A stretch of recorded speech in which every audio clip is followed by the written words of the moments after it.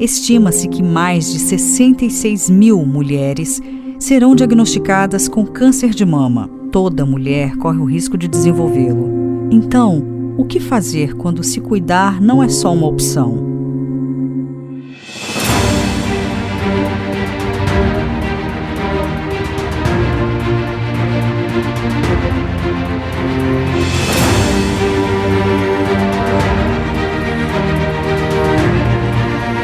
A SOS do Câncer quer ajudar a cuidar de você, levando por toda Minas Gerais um exame simples que pode salvar vidas: a mamografia.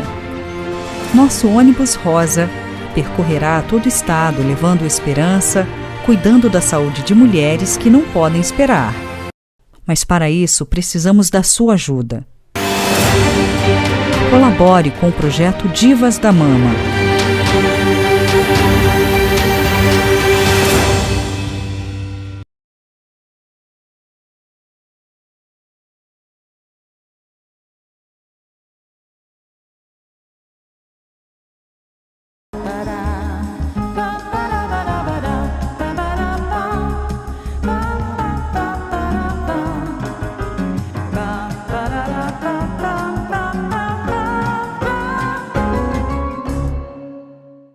Olá, seja muito bem-vindo. Este é o SOS Convida, o seu programa semanal que leva até você e a sua família as dicas e orientações a respeito da saúde e do bem-estar. Na semana passada, nós conversamos com o Dr. Tarles Lamounier, que é médico ginecologista, a respeito do câncer de mama. E hoje ele está aqui de volta no SOS Convida para falarmos sobre o câncer do colo de útero. Dr. Tarles, seja muito bem-vindo. Mais uma vez é um prazer enorme te receber aqui. Sempre meu. Que bom. E hoje nós vamos falar aí sobre o câncer de colo de útero, Certo. né? Vamos começar então, fazer a primeira pergunta. Eu gostaria que você explicasse para nós o que é o câncer do colo de útero e como ele surge, Dr. Tarles. Então vamos lá.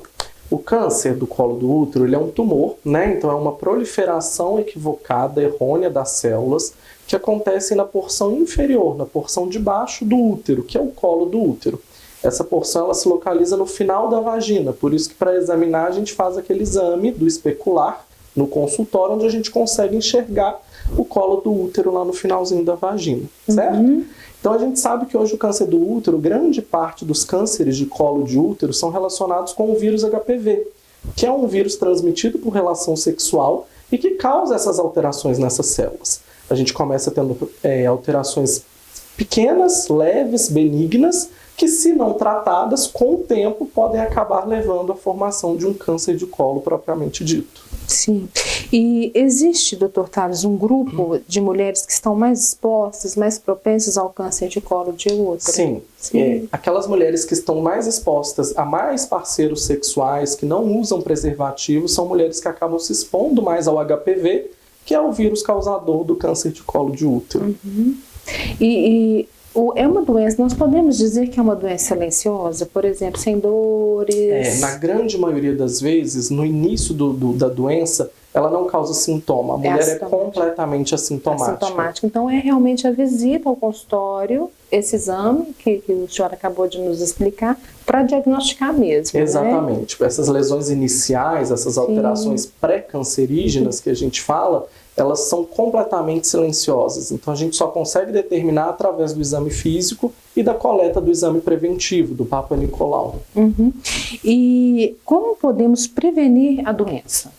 Tá. A prevenção do câncer de colo de útero, ele está relacionado basicamente em 3 pilares. Ele é dividido principalmente no uso do preservativo, porque aí você consegue diminuir o contágio do HPV, né, de pessoa para pessoa durante a relação sexual.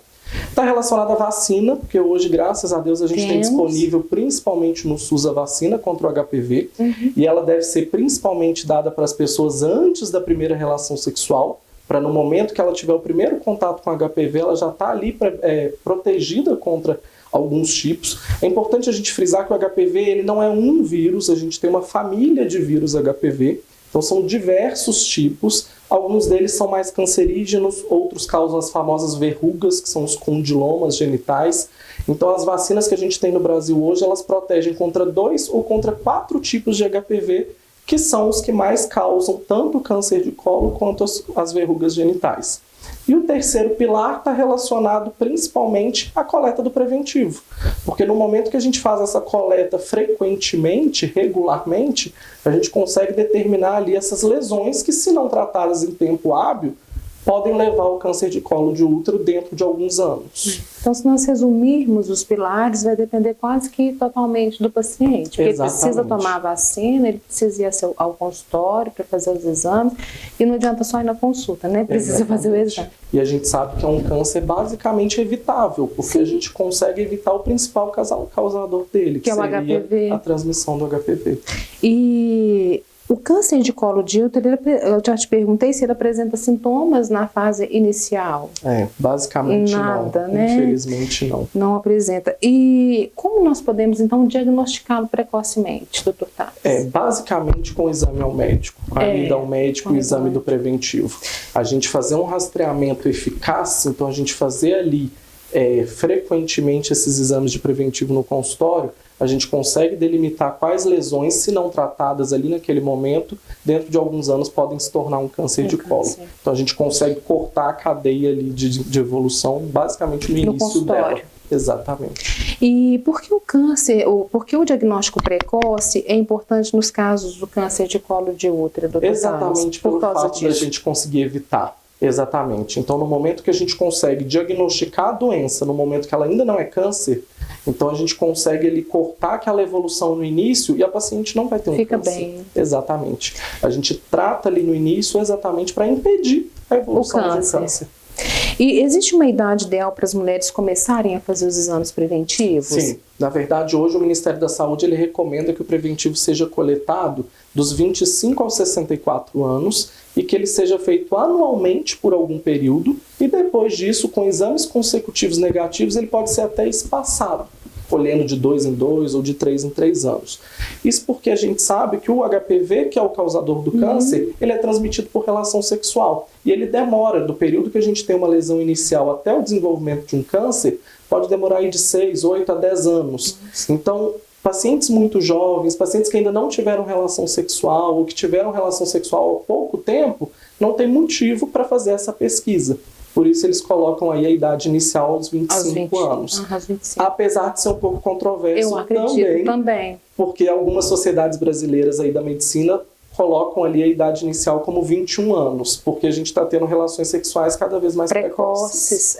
Nós estamos tendo realmente, às vezes, adolescentes de 14, né, até menos um pouco que isso, às vezes estão tendo relações sexuais e eu não sei se vacinaram ou não. E aí a importância dessa vacina ser feita cada vez mais cedo. Por isso que hoje em dia a gente começa a vacinar as crianças a partir dos 9 anos. Para no momento que elas vierem até a primeira relação sexual, elas já estarem protegidas ali contra os subtipos que são mais perigosos. E é importante frisar que não é só as meninas, né? Os meninos também devem se vacinar, porque às vezes as pessoas pensam que são só as meninas, né? Exatamente. Apesar do HPV no homem ele causar menos transtorno, porque ele pode causar o câncer de pênis, mas é muito mais raro, é o homem que na grande maioria das vezes é o transmissor ali entre as relações sexuais. Então, no momento que a gente consegue cortar essa transmissão como um todo, a gente diminui os cânceres, os casos de câncer. Sim.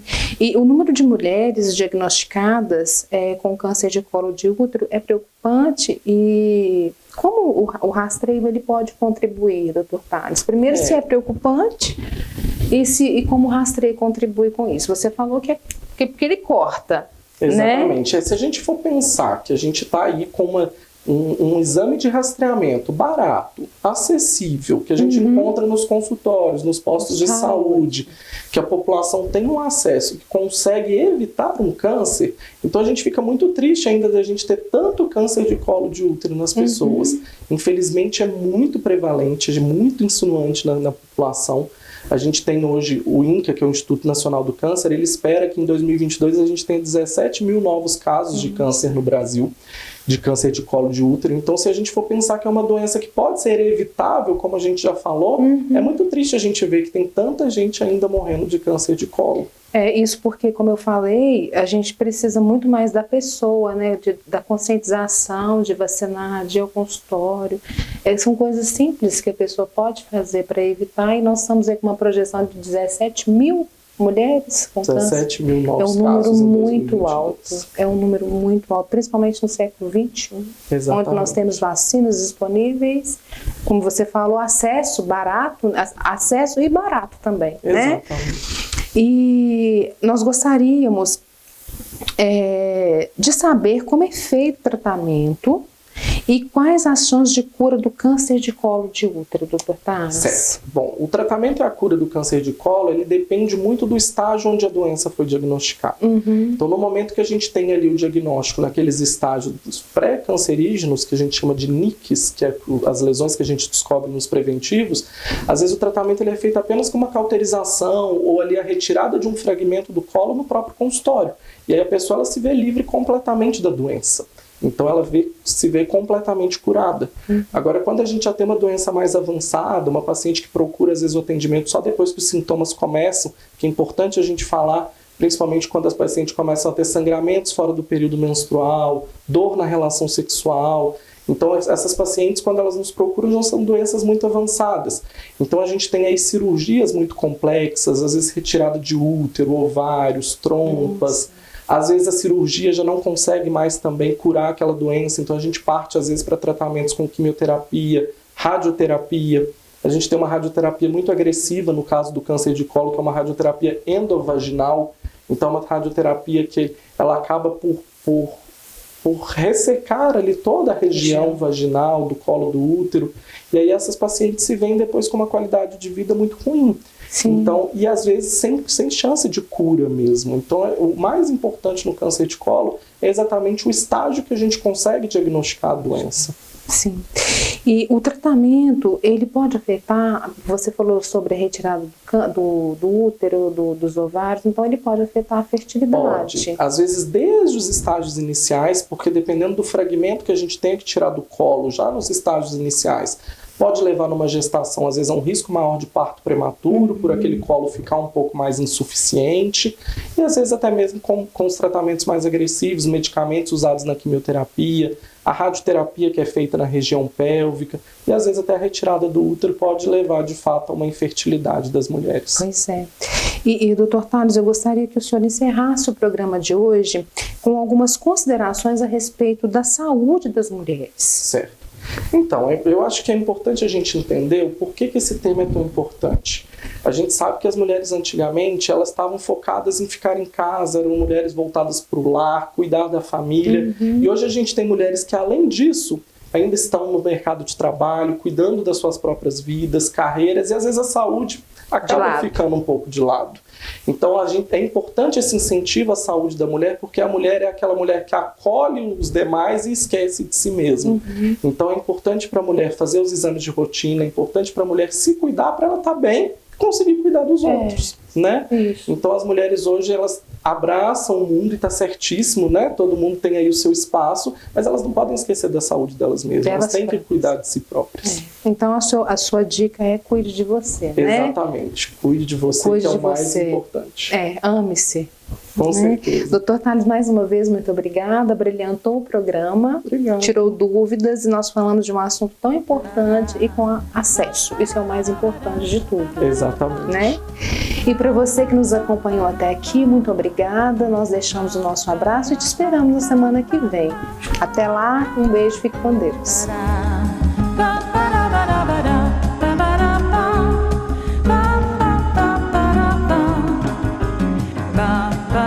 ba